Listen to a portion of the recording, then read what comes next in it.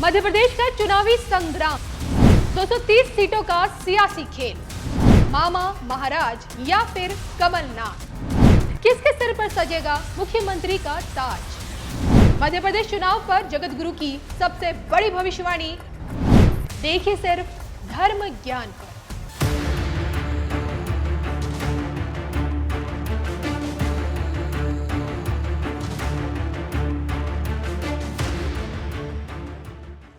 नमस्कार, मैं हूं आपके साथ कविता राणा। ये है देश का मध्य भारत यानी कि मध्य प्रदेश। यहाँ चुनावी मौसम दस्तक दे चुका है। प्रदेश में सियासी बिसात बिछनी अब शुरू हो चुकी है। पोस्टरबाजी से लेकर नेताओं की जुबानबाजी शुरू हो चुकी है। रोड शो से लेकर रैलियों का दौर भी शुरू हो चुका है। रिपोर्ट कार्ड से लेकर आरोप पत्र दिखाए जा रहे हैं। और तो और मामा महाराज या फिर कमलनाथ, किस पर सजेगा ताज, अब इस पर भविष्यवाणियां की जा रही हैं। साल के आखिर में देखिए, जिन प्रदेशों में चुनाव होने हैं उसमें सबसे पहले मध्य प्रदेश है। और इस चुनावी मौसम में प्रदेश का सियासी पारा चढ़ा हुआ है। बीजेपी के 20 साल और कांग्रेस के 50 साल, कौन किस पर भारी पड़ेगा ये तो जनता तय करेगी। लेकिन मामा महाराज या फिर कमलनाथ में से किसके सिर पर मुख्यमंत्री का ताज सजेगा, इस पर चित्रकूट से जगत गुरु स्वामी रामभद्राचार्य की भविष्यवाणी अब सामने आ चुकी है। सत्ता को बचाए रखने के लिए प्रदेश के मुख्यमंत्री शिवराज सिंह चौहान जी जान से जुटे हुए हैं। सिंधिया की बड़ी चुनौती अपना गढ़ बचाने की है और कांग्रेस के कमलनाथ सत्ता में वापसी के ख्वाब देख रहे हैं। और ऐसे में देखिए, कौन बाजी मार जाएगा और कौन खाली हाथ रह जाएगा, इसको लेकर जगत गुरु स्वामी रामभद्राचार्य के दरबार से एक ऐसी भविष्यवाणी हुई है जिसे राजनीतिक पंडित फिलहाल समझने की कोशिश कर रहे हैं। मध्य प्रदेश चुनाव पर 22 भाषाओं के ज्ञाता, 80 ग्रंथों के रचयिता और देश के सबसे बड़े सनातनी गुरु जगत गुरु स्वामी रामभद्राचार्य ने क्या कुछ कहा, 52 सेकंड के इस वीडियो में क्या भविष्यवाणी कर दी है, आप भी सुनिए। हमको जीतना है।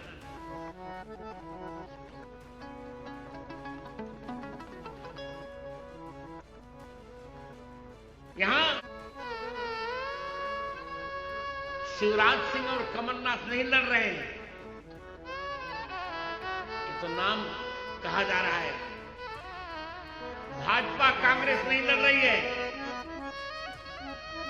यहां दो लड़ रहे हैं, सनातन धर्म और अधर्म।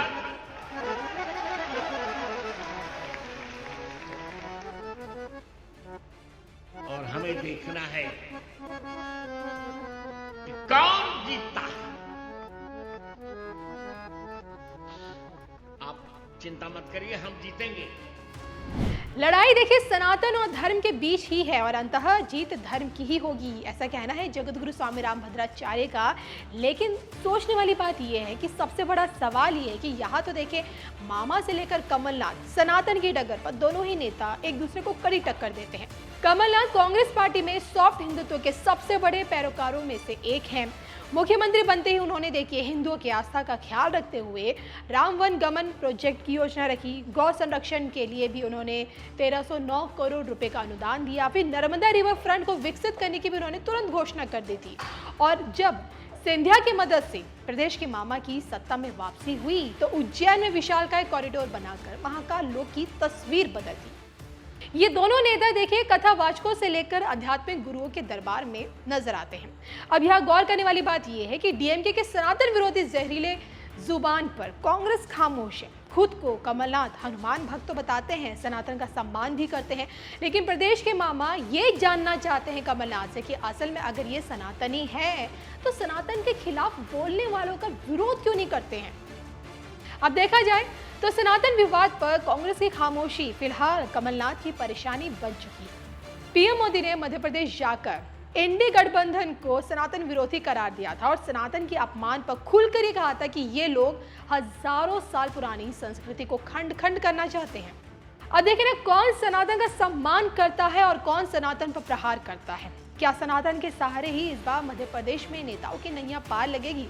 इस पर आप लोगों की क्या राय है, कमेंट करके बताइएगा जरूर। मेरे परिवारजनों, छत्तीसगढ़ की ये भूमि भगवान श्री राम का ननिहाल है।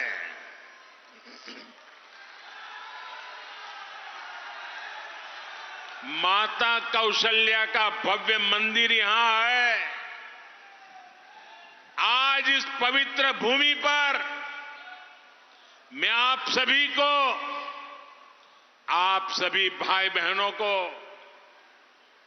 हमारी आस्था हमारे देश के खिलाफ जो साजिश हो रही है उसके प्रति जागरूक करना चाहता हूं। जिन लोगों को आप सभी ने पिछले 9 साल से केंद्र सरकार से बाहर कर रखा है,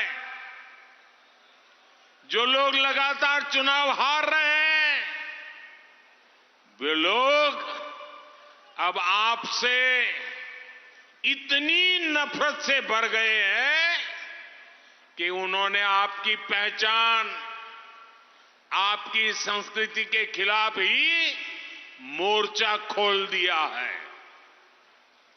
इन लोगों ने मिलकर एक इंडी गठबंधन बनाया है। कुछ लोग इसे गठबंडिया गठबंधन भी कहते हैं। अब इंडी गठबंधन ने तय किया है कि वो भारत की सनातन संस्कृति को समाप्त करके रहेगा। यानी जो संस्कृति हजारों साल से भारत को एक किए हुए है, सत्ता के लालच में ये लोग अब उसे तोड़ना चाहते हैं। सनातन संस्कृति वो है जिसमें भगवान राम सबरी को मां कहकर उनके झूठे बैरों को खाने का आनंद लेते हैं। सनातन संस्कृति वो है जहां राम वनवासियों को, निषाद राजगृह को अपने भाई से भी बढ़कर बताते हैं। सनातन संस्कृति वो है जहां राम नाव चलाने वाले केवट को गले लगाकर धन्य हो जाते हैं। सनातन संस्कृति वो है जिसमें वानरों की सेना श्री राम की शक्ति बढ़ाकर लंका विजय का कारण बनती है। सनातन संस्कृति वो है जो किसी परिवार में हुए जन्म को नहीं बल्कि व्यक्ति के कर्म उसको प्रधानता देती है।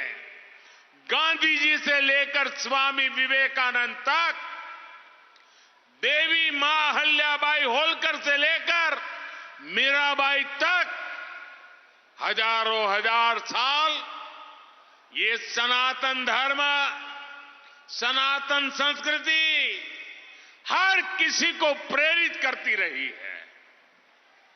ये सनातन संस्कृति है जो संत रविदास और संत कबीरदास को संत शिरोमणि कहकर अपना गौरव बढ़ाती है।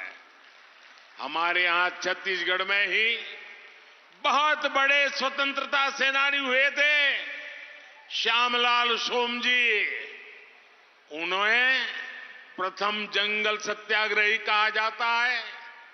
श्यामलाल सोमजी का जीवन सनातन से ही प्रेरित था। हमारे छत्तीसगढ़ के ही शहीद रामादीन गौंड का तो नाम ही सनातन का प्रतिबिंब रहा है। ऐसी सनातन संस्कृति को समाप्त करने का ऐलान इंडी अलायंस के लोगों ने किया है। छत्तीसगढ़ के लोगों को, देश के लोगों को इनसे बहुत सतर्क रहना है। ये भारत की हजारों साल से चली आ रही संस्कृति को मिटाना चाहते हैं। ये भारत को मिटाना चाहते हैं।